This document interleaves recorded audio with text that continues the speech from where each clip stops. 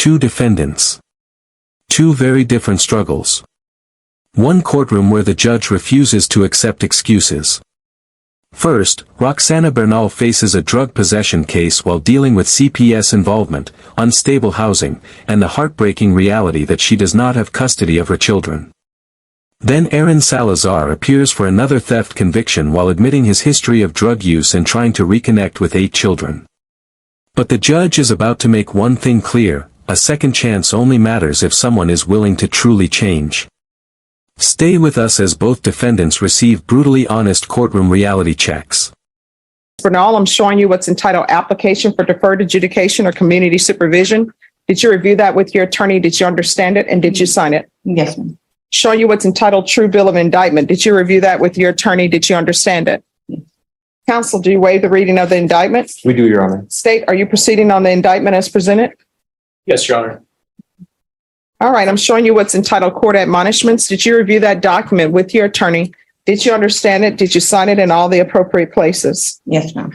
Did you understand you're charged with the offense of possession less than 1 gram?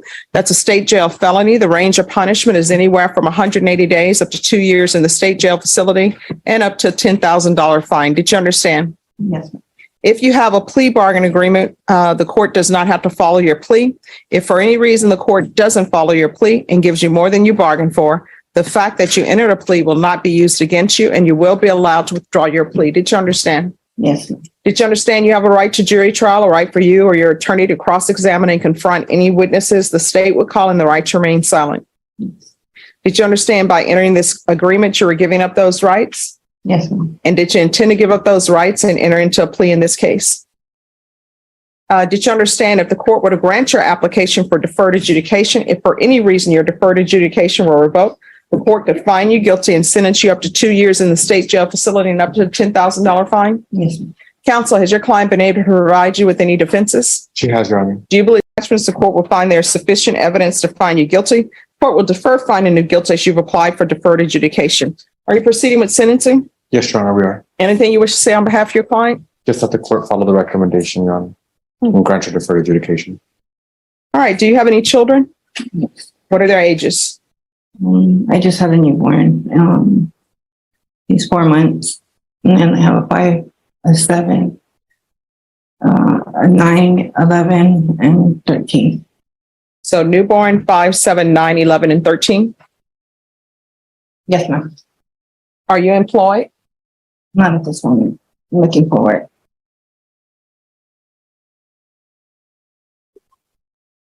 Just 1 moment off the record.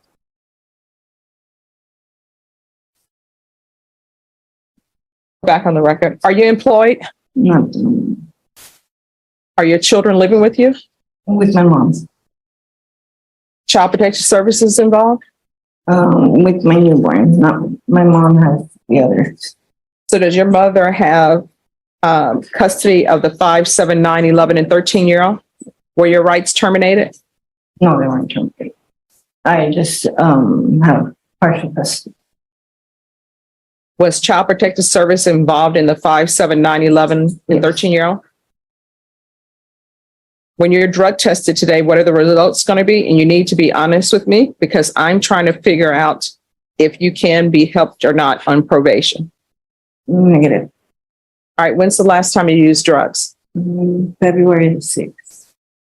This is where Roxana's case becomes much more serious than a simple drug possession charge. The judge learns that Roxana has 6 children, including a 4-month-old newborn, but she does not currently have custody of any of them. She is unemployed, living in a hotel, and admits to recent drug use.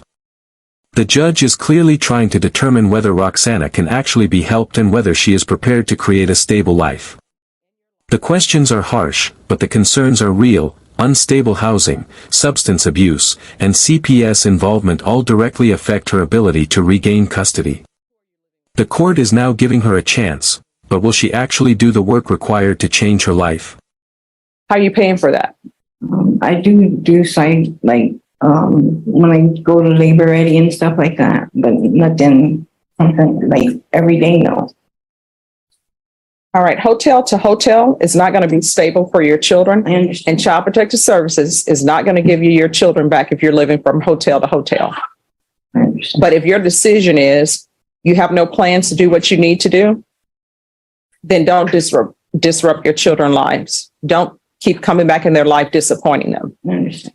And now you know for sure how children are made and where they come from. So you're not ready to have children. You understand? And did you receive a CPS plan from CPS? Yes. Who is your CPS attorney? I don't know, but I'm just asking, these are things that you should know because that case should, other than this case, that case should be one of the most important cases in your life because it's involving your newborn. well, I have it, but it's on my phone. Okay. All right. Anything you want to add, counsel? No. So this is what the court is going to do. The court is going to sentence you to 3 years deferred adjudication. If she completes what she needs to complete for CPS, of course, she can always come back and ask for early termination. But that's going to be 3 years deferred adjudication, a $500 fine that will be probated, CPS compliance, and probation. If you can look and see whether or not CPS has her in their treatment program. If they do not, we're going to do a referral to felony drug court because there was more than morphine in that vehicle. Referral to felony drug court. If felony drug court does not accept her, we're going to do a TAP evaluation, follow TAP recommendations. If TAP recommends inpatient treatment, we'll start with intensive outpatient treatment.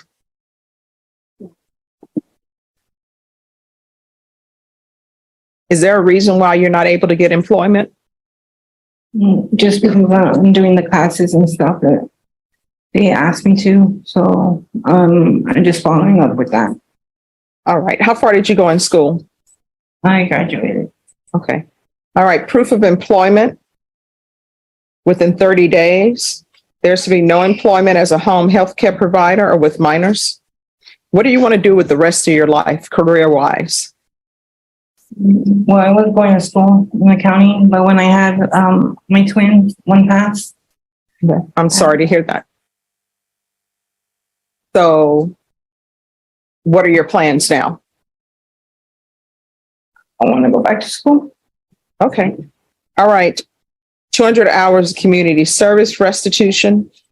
I'm going to want parenting classes. The court now gives Roxana a serious opportunity instead of sending her directly to jail.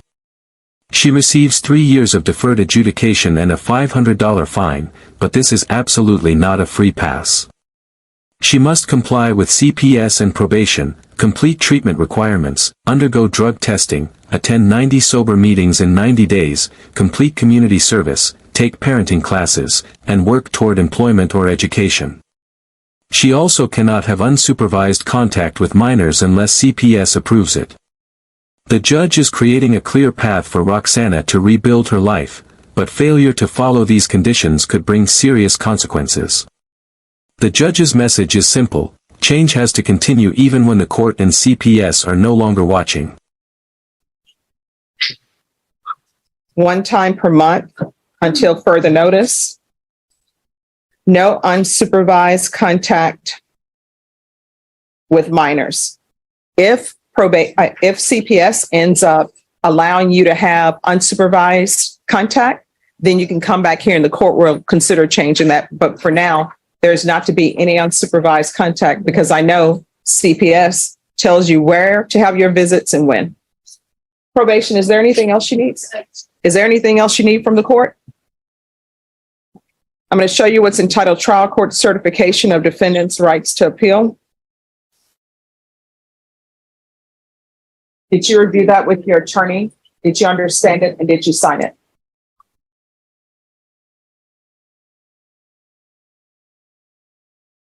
Yes. All right. Because this is a plea bargain agreement, because I followed your plea bargain agreement, and because you waive your right to appeal, you do not have the court's permission to appeal. Do you understand? All right. We can go off the record. Ms. Bernal, do not be that parent who only does well when CPS is in your life or the court is in your life. If you have no intention and you know yourself better than I do, your attorney, or even better than your caseworkers of probation, If you have no intention of doing what needs to be done to have your children in your life on a permanent basis and be a permanent positive influence on them, you need to just let them go. You understand? All right, good luck to you. Thank you, Your Honor. May we be excused? Ms. Bernal, is there anything else you need from the court? All right, good luck to you. On the docket, court is calling 2020, on the record, court is calling 2023 CR 3992, State of Texas versus Aaron David Salazar. Can I have parties announced for the record for the state? Hank Wilkins for the state, Your Honor. Defense? Kelly Piddle. And are you Aaron David Salazar? Yes, ma'am. Counsel, have you received all the discovery and did you review it with your client? Yes, sir. Court will find that the state is in compliance with discovery. Is there an application in this case? Nope. All right. Mr. Salazar, I'm going to show you what's entitled True Bill of Indictment. Did you review that with your attorney? Did you understand it? Yes, ma'am. Counsel, do you waive the reading of the indictment? Yes. State, are you proceeding on the indictment as presented? Yes, Your Honor. All right. Mr. Salazar, I'm showing you what's entitled Court Admonishments. Did you review that with your attorney? Yes. Did you understand it? Yes. Did you sign it in all the appropriate places? Yes, I did. Did you understand you're charged with the offense of theft under $2,500 enhanced? That's a state jail felony. The range of punishment is anywhere from 180 days up to 2 years in the state jail facility and up to a $10,000 fine. Yes, ma'am. If you have a plea bargain agreement with the state, the court does not have to follow your plea. If for any reason the court does not follow your plea and gives you more than you bargained for, the fact that you entered a plea will not be used against you and you will be allowed to withdraw your plea. Did you understand? Yes, I did. Did you understand you have a right to jury trial, a right for you or your attorney to cross-examine and confront any witnesses the state would call and the right to remain silent? Yes, ma'am. Did you understand by entering this plea bargain agreement, you were giving up those rights? Yes, ma'am. Did you intend to give up those rights and enter into a plea bargain agreement in this case? Yes, ma'am. Sufficient evidence to find you guilty, and the court will find you guilty. Are you proceeding with sentencing? Yes, sir. Anything you wish to say on behalf of your client? No, Your Honor, we're just asking to follow the floor.